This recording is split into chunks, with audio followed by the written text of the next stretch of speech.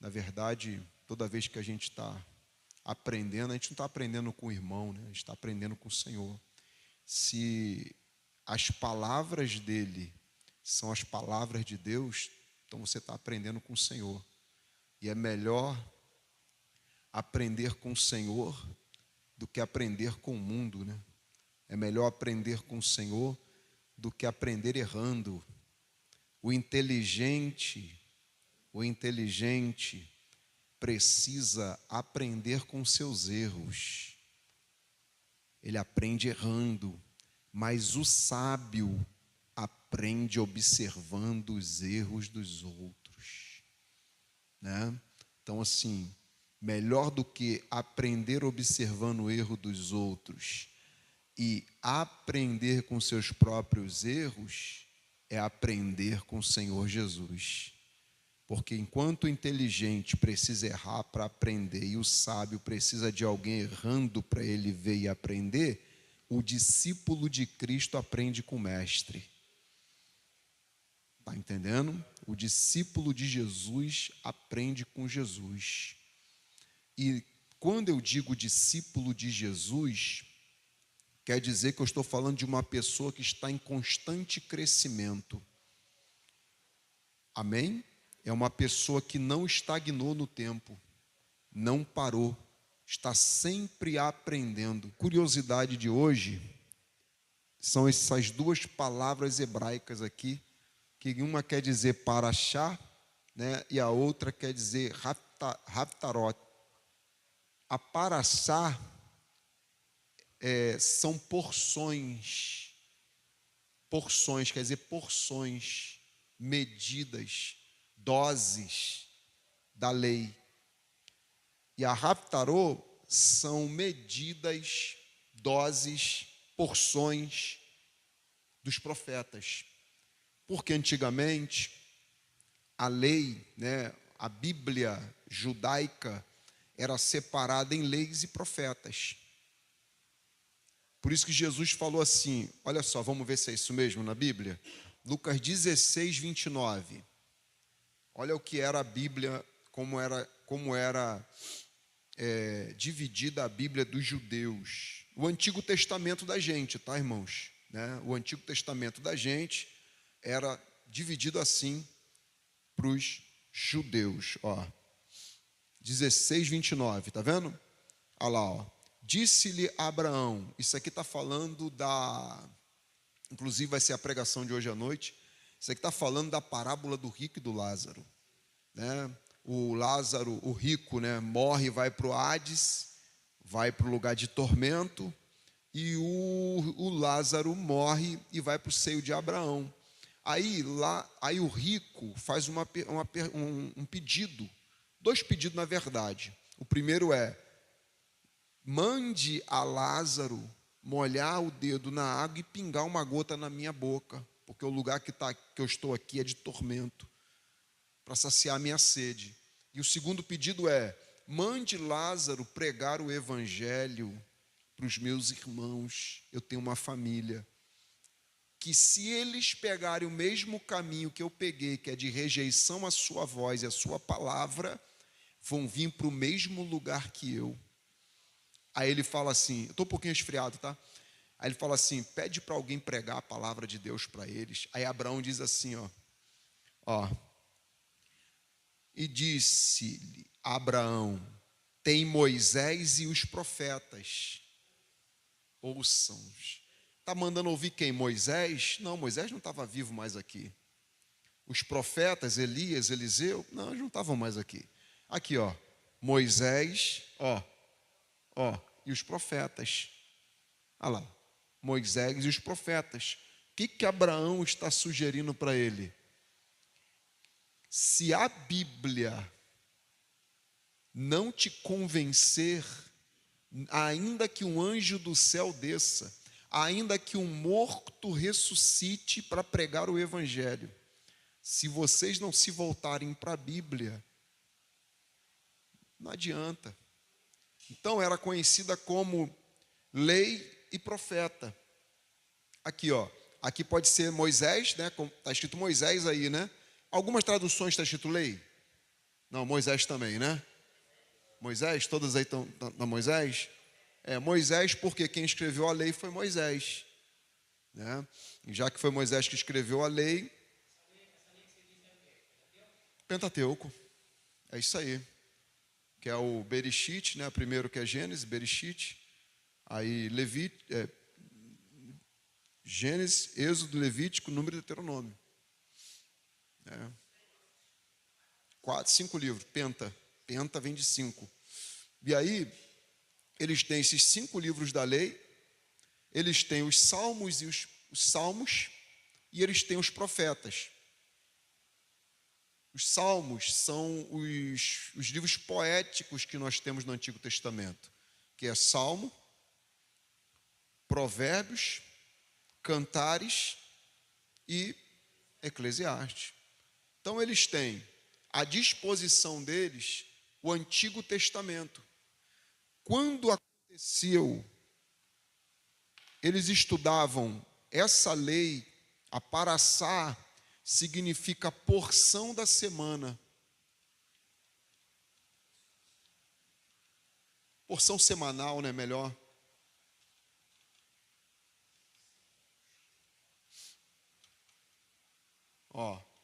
Porção semanal. Porção semanal. O que era a porção semanal? Dentro das congregações, das sinagogas, era estudado uma porção semanal. As sinagogas, né, elas nasceram dos cativeiros.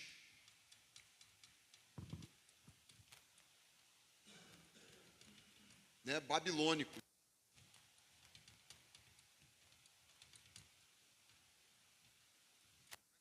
Dos cativeiros babilônicos, porque eles tinham a necessidade, eles não tinham mais o templo, eles estavam presos, né, cativos na Babilônia, e eles não tinham mais o templo, e eles criaram as sinagogas, que eram lugares de reunião.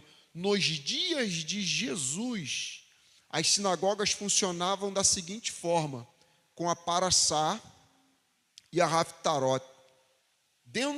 A forma de estudar a Bíblia deles era assim, a parassá da semana era um exemplo, tá? Gênesis, de 1 a 6. Na outra semana, Gênesis, de 7 a 12. Assim sucessivamente. Eles estudavam, existia um tema toda semana. Eu vou mostrar para vocês isso na Bíblia, que não podia entrar com outro tema. Existia um tema. Se você entrasse lá para falar de outro assunto diferente da parassá da semana, tu estava proibido. Tu tinha que respeitar aquele tema. Agora, olha aqui a importância que eles davam para a palavra. Eu estava falando aqui sobre crescimento constante, baseado nisso. Eles estavam constantemente crescendo. Irmãos, deixa eu abrir um parênteses aqui. Sério mesmo, você precisa se revoltar contra a pobreza espiritual. Enquanto isso não criar uma revolta dentro da gente, a gente não consegue se voltar para a palavra.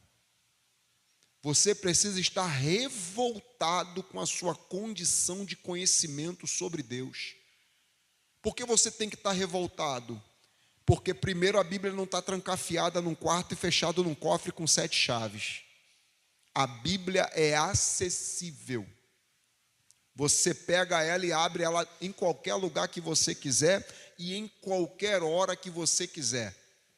Só que o acesso à Bíblia não te transforma. Porque a palavra corta para cá também, tá, né? Não tem esse negócio comigo. Aqui é a espada de 2 gumes.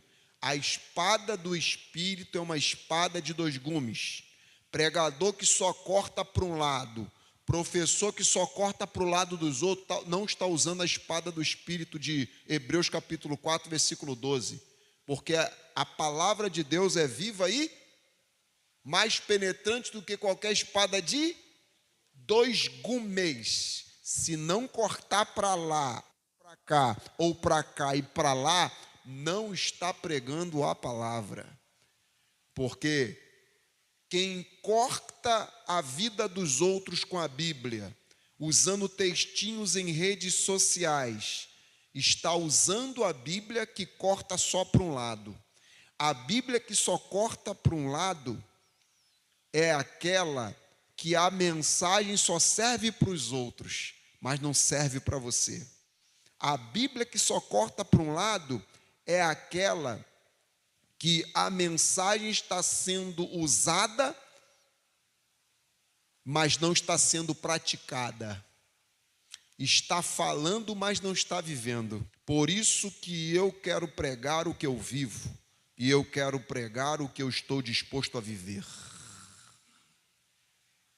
Amém? Por isso que sangra, porque é corte. Não é corte tramontina, corte rápido não. É corte na velocidade da luz. É o céu te aparando, é o céu te polindo, te podando, tirando essas arestas ruins que vem na gente, quando a gente vem lá de fora para a presença do Senhor. Então, esteja revoltado. Se você não criar uma revolta dentro de você, com o teor de conhecimento que você tem sobre Deus, você nunca vai aumentar o teu conhecimento. Por que tu tem que estar revoltado? Porque um Deus tão grande, imutável, incomparável, transcendental, permitiu ser alcançado pela sua devoção e a sua oração através do sacrifício de Jesus no Calvário. E dentro de todos esses privilégios, a gente vai negligenciar, está entendendo? E eu vou negligenciar, não vou conhecer esse Deus, então isso tem que criar dentro de mim uma revolta. Isso tem que criar dentro de mim um protesto. E não adianta você protestar falando, esse ano eu vou ler a Bíblia toda. Pai do Senhor, meu irmão, esse ano eu vou fazer, vou acontecer. Não se protesta falando, se protesta fazendo. É você gritar dentro de você para a tua alma ouvir. Chega, é hora de mudanças. É você gritar o que Isaías gritou no ouvido de Ezequias. Falou, coloca a tua casa em ordem. Por que ele falou, coloca a tua casa em ordem? Porque mais do que tentar colocar a casa dos outros em ordem, é colocar a tua em ordem primeiro. Tem gente querendo colocar a casa dos outros em ordem, mas a vida espiritual, a casa espiritual dele está uma bagunça. O que mais existe hoje são pessoas que funcionam como um sinédrio. Cobram, são ótimas para cobrar. Às vezes as pessoas estão reprovando a atitude em nós, que elas também são zero. Só que há uma tendência de cobrar e não fazer. Que a palavra nos corte. Sabe por que a palavra tem que nos cortar? Porque vira e mexe a nossa carne quer se inclinar e vencer a vontade do Espírito de Deus.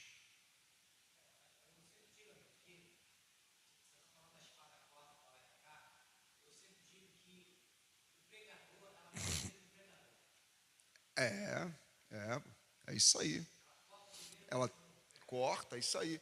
Porque senão tu vive uma vida igual os fariseus, uma vida de hipocrisia, não é verdade? A marca dos fariseus era o quê? Hipócritas. Jesus falava na cara deles, sem medo. Seus hipócritas. Pensa que eu não sei como é que são vocês, não? Porque a palavra tem que te cortar. Porque a tua carne inclina contra as coisas que é de Deus. E às vezes ela está começando a se associar a algum pecado.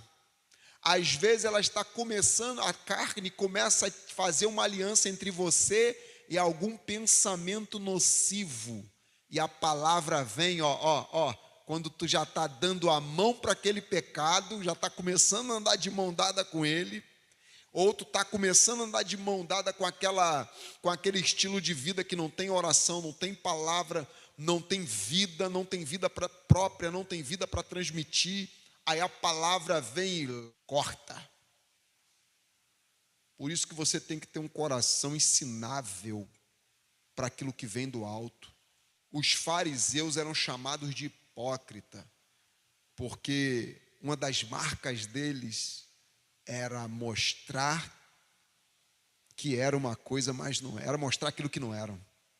Aí Jesus falou: hipócritas, o reino de Deus não está cobrando a aparência de você, está cobrando frutos. Eu sei que não é fácil, não estou aqui para dizer para você assim, ó, é fácil, só que você tem o poder do alto. A Bíblia diz que Maria falou assim: como é que pode? Como é que isso vai acontecer? Eu sou desposada de José, não tivemos contato íntimo, não vivemos como marido e mulher, como é que eu vou gerar? Aí ela apresentou a impossibilidade para Deus, e Deus falou através do anjo e disse para ela: a tua dificuldade é essa, mas vai vir algo sobre a tua vida que vai tornar possível o que eu estou te cobrando. Aí o anjo disse: descerá sobre ti o Espírito Santo, e o poder do Altíssimo vai te envolver. Pronto, o que era impossível vai se tornar possível. O que era difícil vai se tornar possível, porque você tem o poder do Espírito Santo na sua vida. A questão é: quem eu estou alimentando? Está entendendo? Se eu passar, o celular não é maldição não, irmãos. Para mim é bênção, não sei para vocês. Creio que seja bênção para os irmãos também. O celular não é maldição não. Eu é que não sou seletivo. É falta de seletividade saudável. Tem pessoas passando o dia inteiro em cultura inútil no celular. Quando você é exigido pelo céu para manter uma postura, tu não consegue. Por quê? A carne está se sobressaindo, e o espírito que se volta para Deus, a tua parte imaterial que se volta para Deus, não tem força. Porque você não é um corpo que tem um espírito ou uma alma. Se for dicotomia, uma alma. Se for tricotomia, um espírito. Seja como for. Mas você tem uma parte invisível dentro de você. E quem manda não é o corpo. Quem manda é a alma. Vou te provar, e você vai concordar comigo, que você não é um corpo que tem uma alma. Você é uma alma que tem um corpo. Por que você é uma alma que tem um corpo?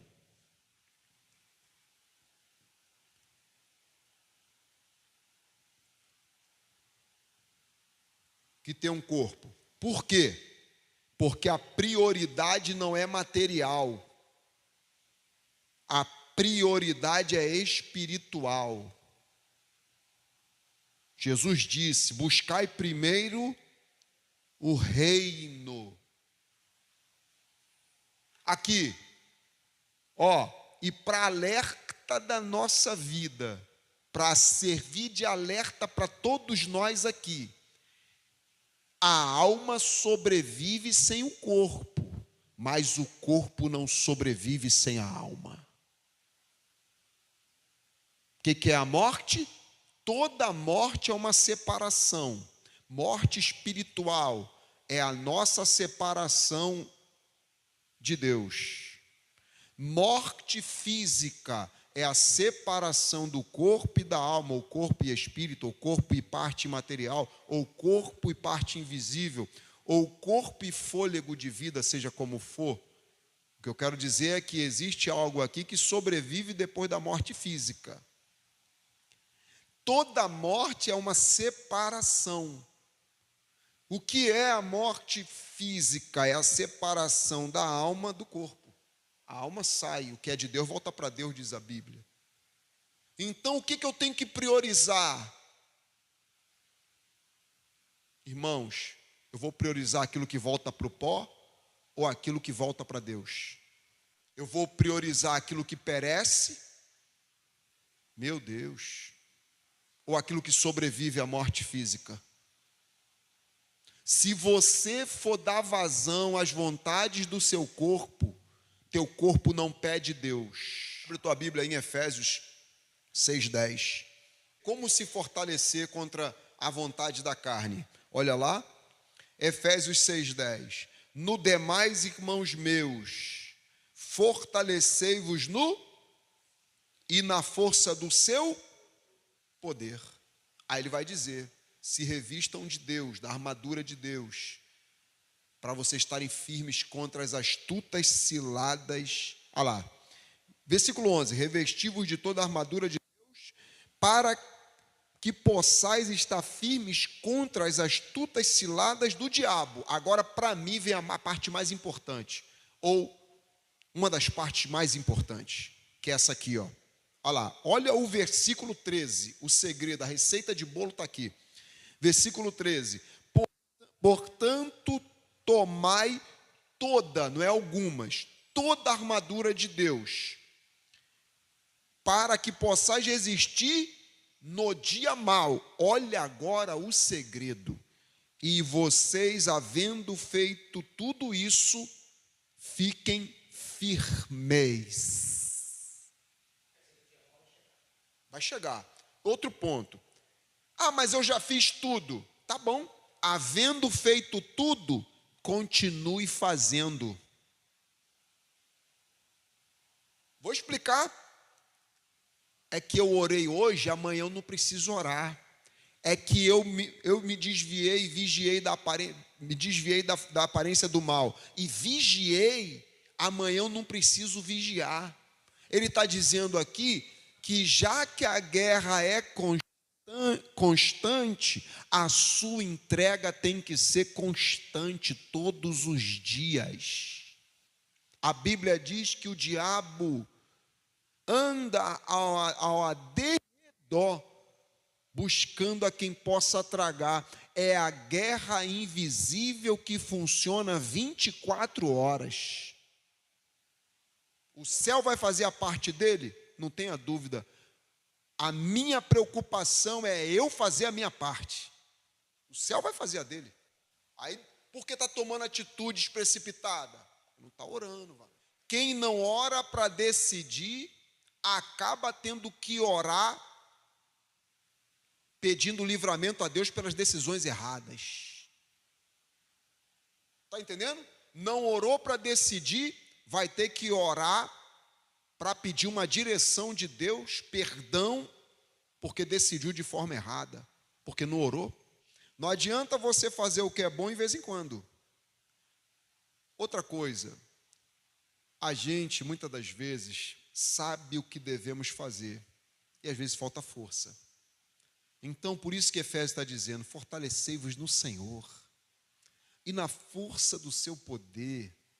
Por isso que tinha a Paraçá, eu entrei nessa questão que eles estavam revoltados contra a pobreza de conhecimento bíblico.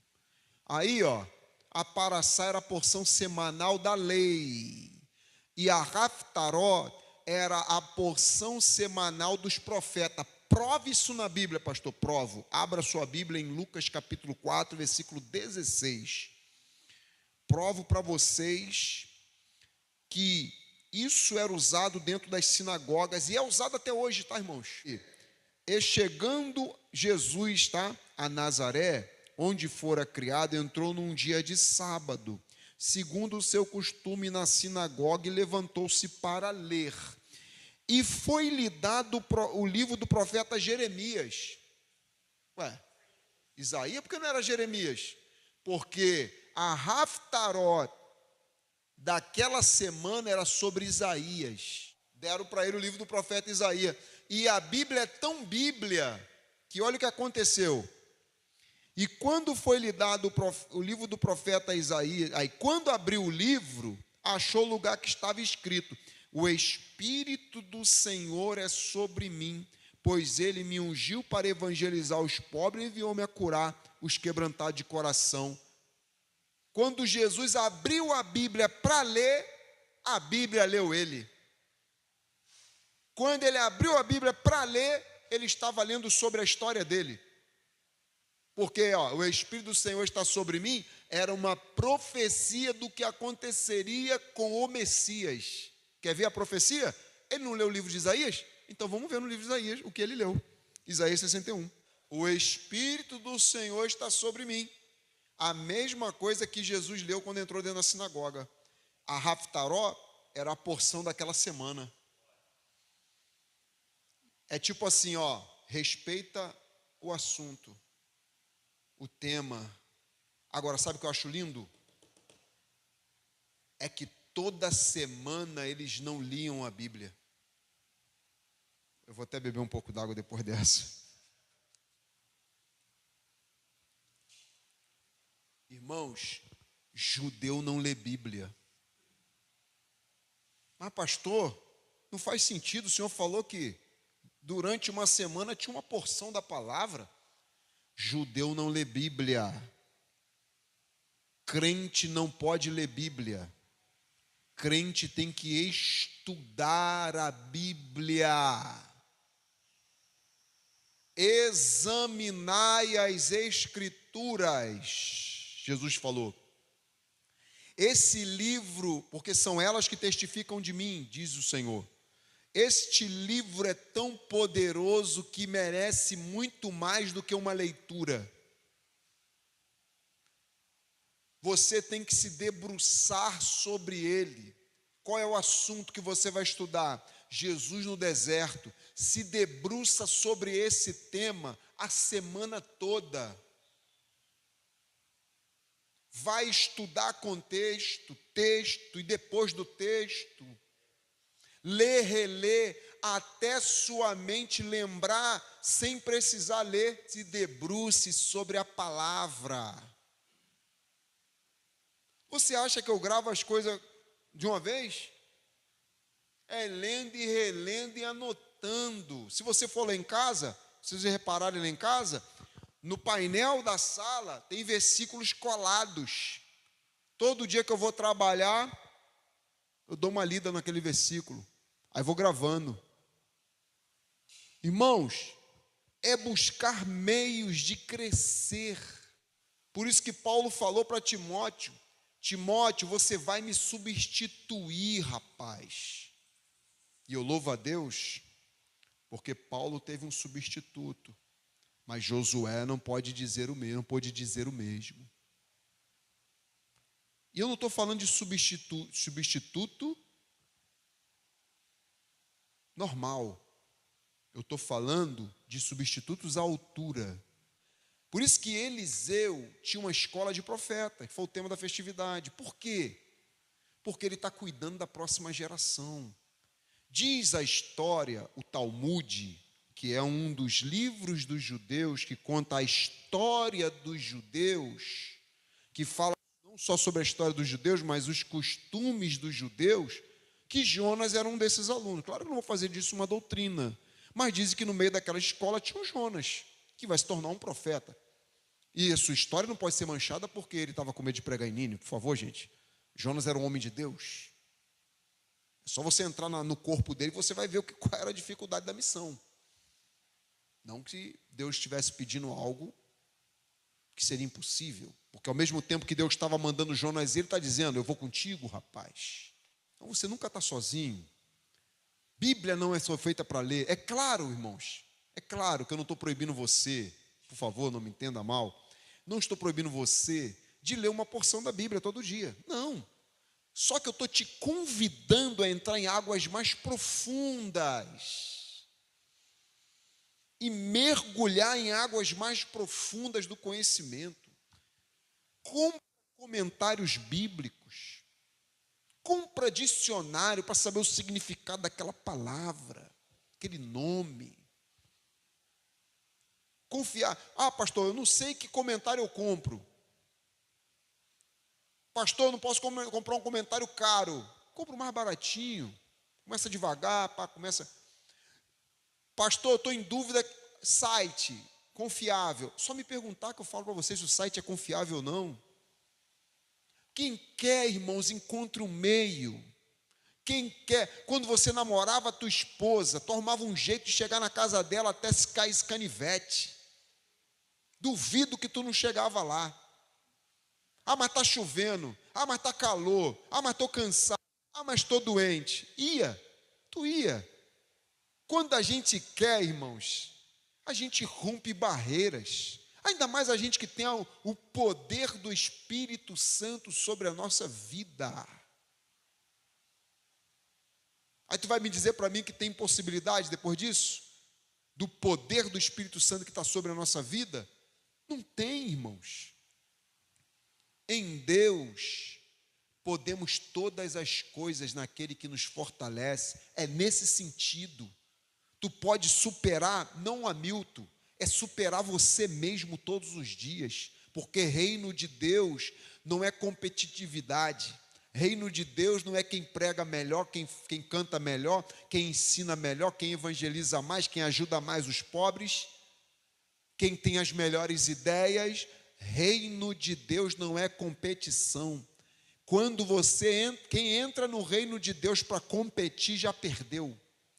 Reino de Deus é cooperação, é visão de reino, é visão de corpo. Reino de Deus é crescimento coletivo, mas é crescimento particular. É você crescendo e sendo melhor do que você todos os dias e não sendo melhor do que os outros. Qual é a porção que você vai escolher essa semana? Tu fala assim, irmão, qual é a porção da palavra que você está meditando essa semana? O quê? Enquanto alguém está viajando, boiando na maionese no reino de Deus, saiba que o diabo não veio para brincar. Aí a pessoa não dá Bíblia para o homem interior dela, aí qualquer coisinha tira ela da graça. Daqui a pouquinho está desviada do caminho. Quando o rico, na parábola do Lázaro e do rico, que dizem que é parábola, e alguns dizem que não é parábola, porque tem nome pessoal, nome próprio, ela reflete também algumas evidências pós-morte, que a Bíblia vai concordar, né? Então ela é muito rica em alguns detalhes que, biblicamente, o que Jesus falou ali é realmente o que o contexto bíblico diz. Né? Tirando alguns elementos, mas o principal tem tudo a ver. Ele fica tão desesperado que quando ele chega lá, que ele vê o resultado das escolhas dele sem Deus, os resultados de uma vida sem Deus, ele fala assim, eu não quero isso para ninguém. Avisa meus irmãos que estão lá para eles tomarem tendência. Se prepararem para a morte. Porque o lugar que eu estou é terrível. Então, irmãos, isso aqui muda muito mais do que a sua vida. Bíblia veio para mudar o seu destino. Vamos para a Bíblia. Continuamos na Bíblia. Vamos se debruçar na palavra. Como a Bíblia. Ou a Bíblia te afasta do pecado, ou o pecado vai te afastar da Bíblia. Está entendendo? Se eu não escolho Bíblia, no dia mau, eu não sou uma pessoa que está disposta a morrer pelo Evangelho. Se você ainda não tem uma fé disposta a morrer pelo Evangelho, ainda dá tempo de você buscar. Meu Deus. Enquanto muitos não estão dispostos a viver pelo Evangelho, no passado, nossos irmãos estavam dispostos a morrerem pelo Evangelho. Irmãos, nossa missão é só viver o Evangelho. Não tem ninguém colocando arma na nossa cabeça e falando, nega Jesus ou morre. Não chegamos, bem, por enquanto, fecha parente, não chegamos. Não chegamos a esse extremo. A gente só precisa viver o Evangelho de Jesus Cristo. Irmãos, eu sei que tem gente aqui que largou muito mais do que eu para estar aqui na presença de Deus. Mas tem pessoas pagando um alto preço para serem cristãs nessa terra. Enquanto tem muitos, não, hoje está chovendo. Não posso tirar R$10 para ajudar uma cesta básica na igreja. Não consigo ajudar um jovem, patrocinar um jovem, pagar o curso dele. A gente está sempre olhando para os obstáculos. Tem gente que só olha para as impossibilidades, não estão dispostos a pagar o mínimo do preço para seguir Jesus. Está vendo, irmão? Abriu mão de tudo. A gente não precisa fazer isso. A gente só precisa administrar o que Jesus já fez por nós. Nós estamos num contexto, irmão, muito bom para servir Jesus. Lembrando que Jesus ensinou muito mais do que operou milagres. Porque o que dá sustentação para o crente não é milagre, é a palavra. Para os irmãos terem uma noção, o evangelho que a gente leu, descrito por João, ele é um evangelho escrito para novos convertidos. Sabia? Eram pessoas que estavam se convertendo ao cristianismo. E ele é o evangelho que só tem 7 ou 8 milagres. Por quê?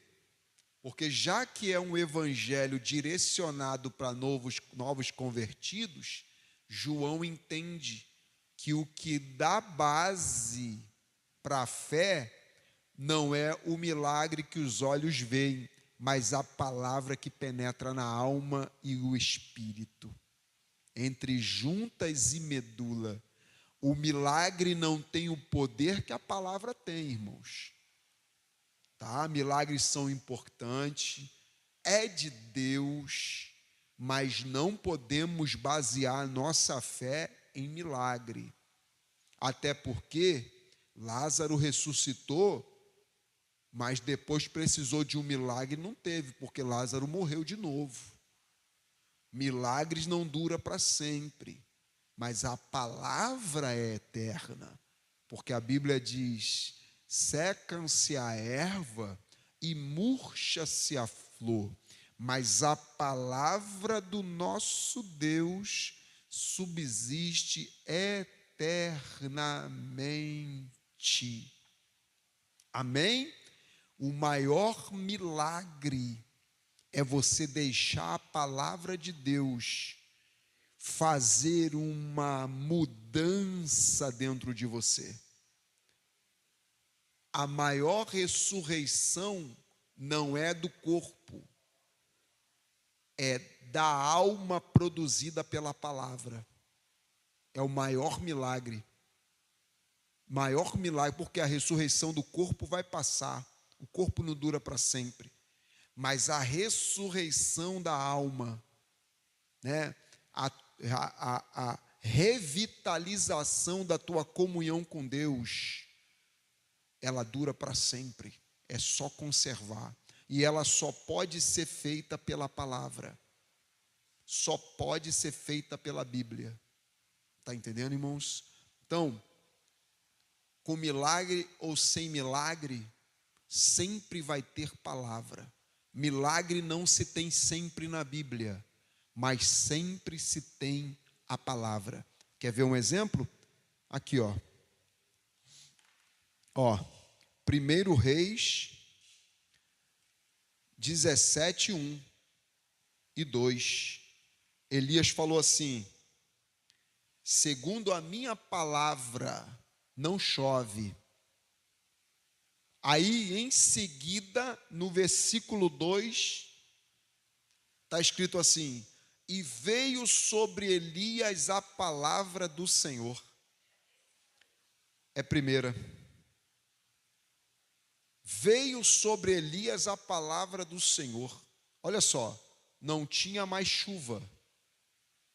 Não tinha mais chuva, mas tinha palavra. A chuva poderia molhar por fora nos dias de Elias, mas a palavra transformava por dentro.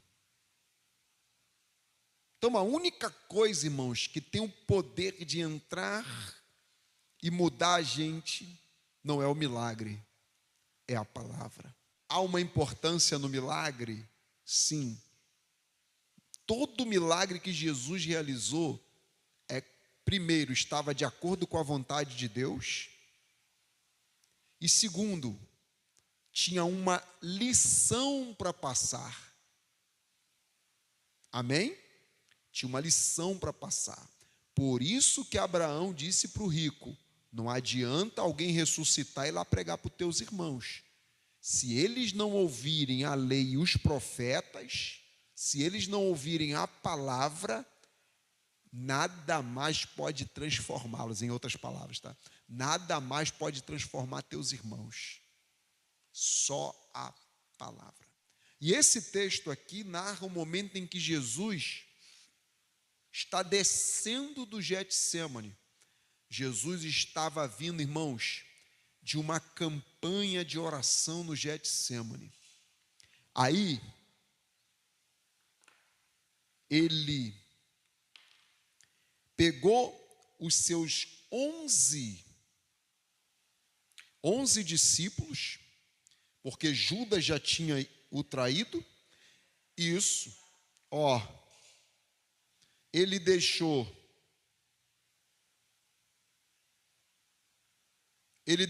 8 no pé do monte, levou 3 com ele e foi sozinho na presença do Pai. Está vendo o tabernáculo aqui? Não viu não o tabernáculo? Aqui, aqui,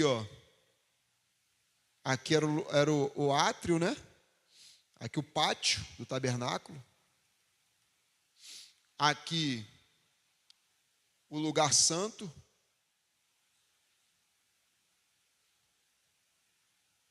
E aqui o santíssimo lugar.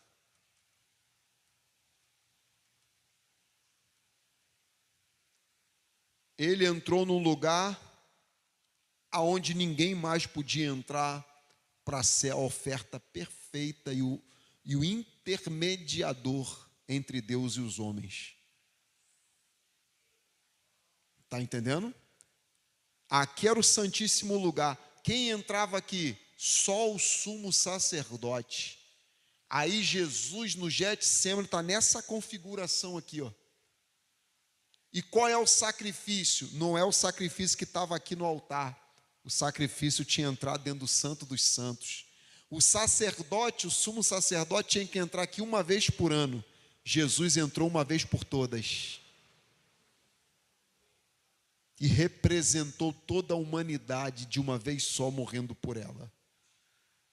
O que Jesus fez, Pedro, Tiago e João não podiam fazer, porque Jesus voltou e viu eles dormindo. O que Jesus fez, Judas não podia fazer porque era traidor.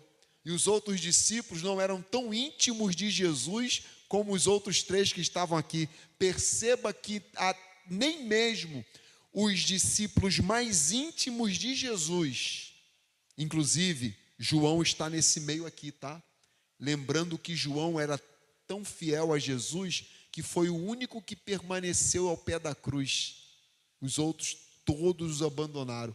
Mas mesmo assim Jesus não pôde levar João com ele, porque esse momento aqui era só Jesus e Deus, e só Jesus podia nos salvar. É a representação do que Jesus está fazendo por nós.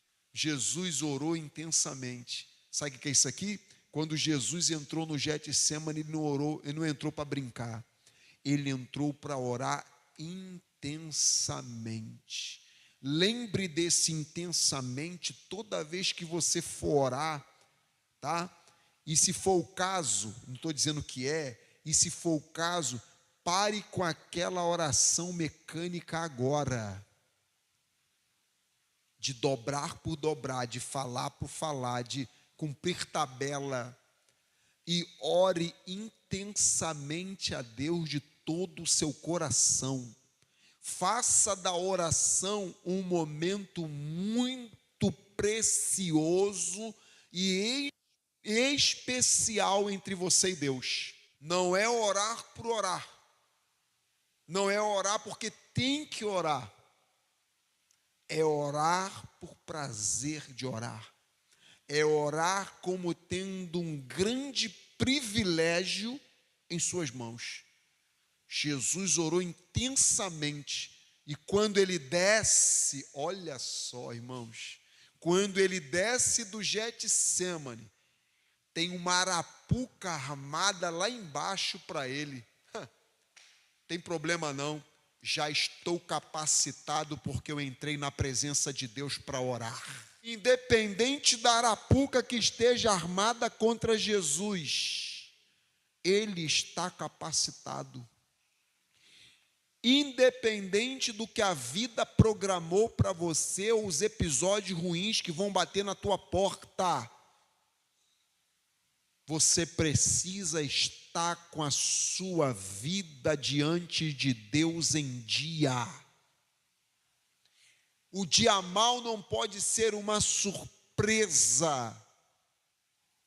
O dia mal não pode ser motivo de murmuração. Porque ser cristão não é ser protegido numa redominha de vidro, livre de todos os problemas. Foi um pouco duro, eu entendo. Mas foi necessário, porque nós estamos aqui para fazer a diferença. E estamos aqui para combater todo o desvio de conduta da própria igreja de Jesus Cristo. E nos últimos dias, um dos sinais da vinda de Jesus é o sinal religioso. A própria igreja, parte dela se desviando para um outro evangelho que não é o evangelho de Jesus Cristo. E aí você tem ferramentas na sua mão que, se você souber fazer, você se torna um soldado de defesa da fé cristã, do evangelho. Deus quer te usar de várias formas, e uma das formas é falando a verdade em todo o tempo.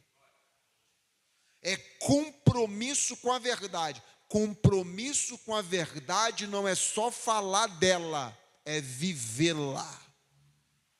Compromisso com a verdade vai muito além do texto bonito em prol do evangelho na rede social. É viver de fato aquilo. Se você precisa de um pregador triunfalista, por favor, não me convide para pregar em sua igreja. O que é um pregador triunfalista? A pregação triunfalista é oriunda da teologia da prosperidade, onde o crente só vence, onde o crente só vitória. Quem te oferece tudo de bom nessa vida é o diabo. Foi o que ele fez com Jesus lá no deserto. É isso aí. Aí a pessoa vem para o evangelho e não recebe o que foi prometido, culpa Deus. É um outro evangelho. Isso é um outro evangelho, esse não é o evangelho de Jesus Cristo. E se a gente não pregar o evangelho de Jesus Cristo, irmãos, a gente não está indo para o céu. Eu tenho que dizer isso para os irmãos. Quem conduz a gente para o céu é o verdadeiro, é Jesus Cristo através do verdadeiro evangelho, o evangelho dele. Paulo falou, ainda que um anjo do céu, não aconteceu isso ainda. Eu nunca vi um anjo chegar e falar assim, ó, o evangelho é triunfalista. Eu vejo pessoas fazendo. Mas Paulo falou, ainda que um anjo do céu anuncie, ele é amaldiçoado. Se um anjo do céu que desce, que é um ser celestial, fizer uma besteira dessa, é amaldiçoado, imagine eu que sou um simples ser humano pregando um outro evangelho. Um outro evangelho. Imagine o que vai acontecer comigo. Isso já deveria servir de alerta. Ao extremo. Porque ele está falando o seguinte, naquele contexto ali, os Gálatas, que eram judaizantes, que estavam atrapalhando a igreja da galáxia, que estava crescendo, os novos convertidos, eles falavam assim, não, Paulo está tirando a lei, olha só, Paulo está tirando o dever da circuncisão para aliviar a lei e tornar mais leve as obrigações de vocês. Tipo assim, ó, ele está tirando algumas coisas só para vocês se sentirem sentir que está mais fácil agora. Aí Paulo falou, não estou tirando nada. Estou pregando o evangelho verdadeiro.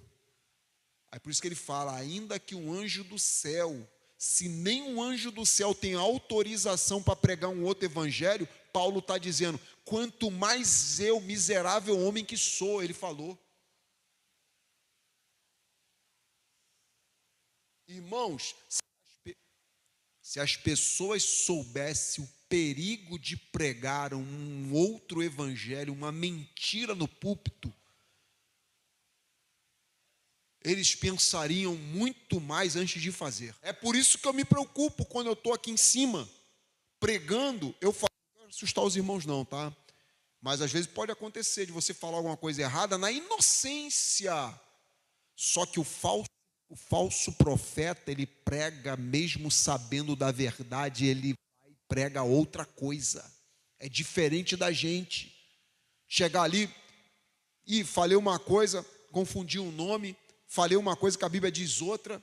Por isso que eu falo aqui às vezes, os irmãos já ouviram falar, se eu falar alguma coisa e a Bíblia disser outra, fique com a Bíblia porque eu estou redondamente enganado. Eu me enganei, me confundi. Acontece. Mas não é proposital. Não é pecar deliberadamente. O que é pecar deliberadamente? É conhecer a verdade, mas fazer igual a Acabe. A Bíblia diz que Acabe fazia o que fazia de errado para provocar a Deus. Isso é pecar deliberadamente. É quando você já não sente mais peso quando erra. É quando você consegue pecar e dormir. Vou até beber um pouco d'água depois dessa. É isso aí. Cara, é essa vigilância que a gente tem que ter. Então Jesus, ele desce, irmão, independente do que vai acontecer com ele lá, e vou falar para os irmãos, o que vai acontecer com Jesus ali é um ser humano sendo provado ao extremo. Porque olha só, duas coisas que dói muito no ser humano. Um que eu vou falar aqui, dói na alma. E o outro dói no corpo, é físico.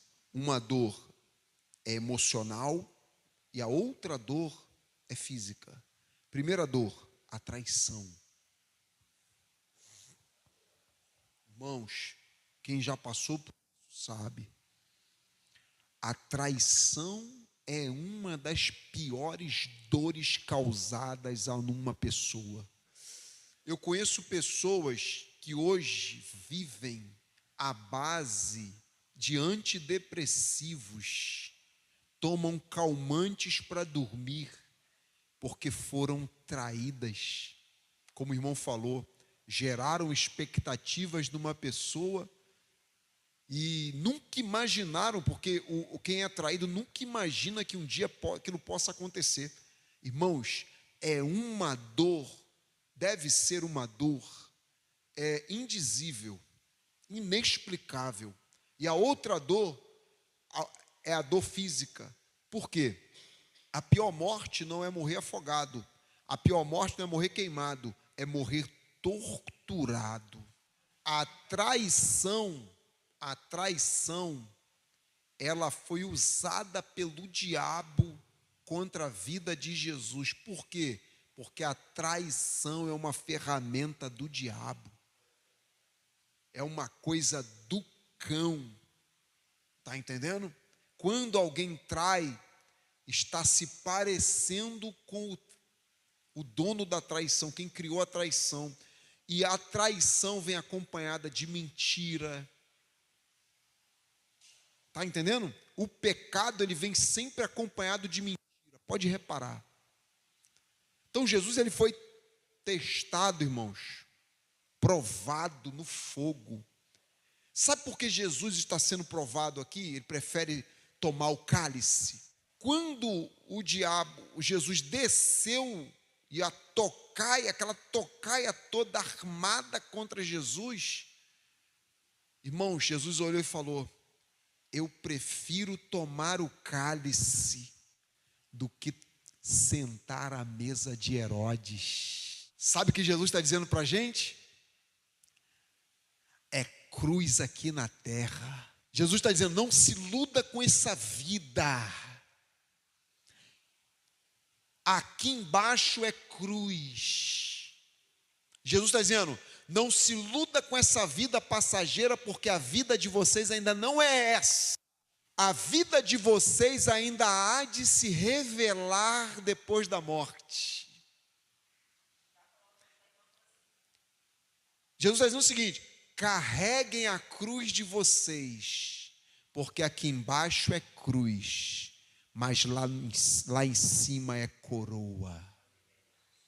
Tem gente preferindo coroas que o mundo dá e largando a cruz.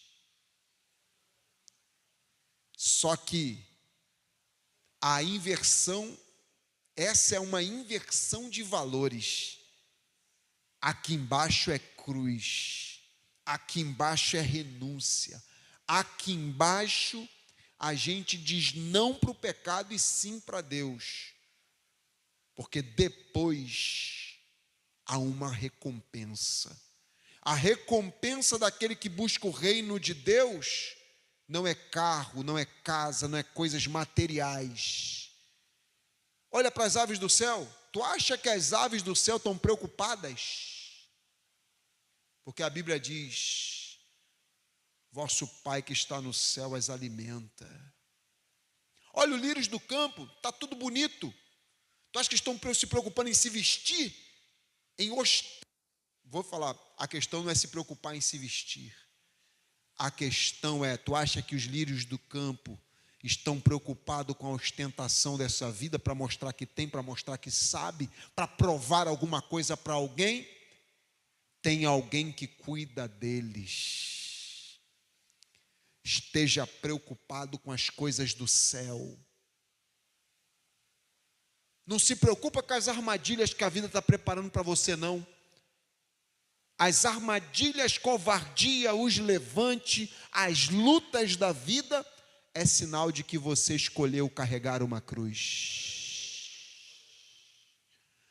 E esse é o maior sinal que nós temos, que nós estamos andando na mão de Deus e na contramão do inferno. Que Deus te abençoe nessa manhã e as palmas louvem o Senhor.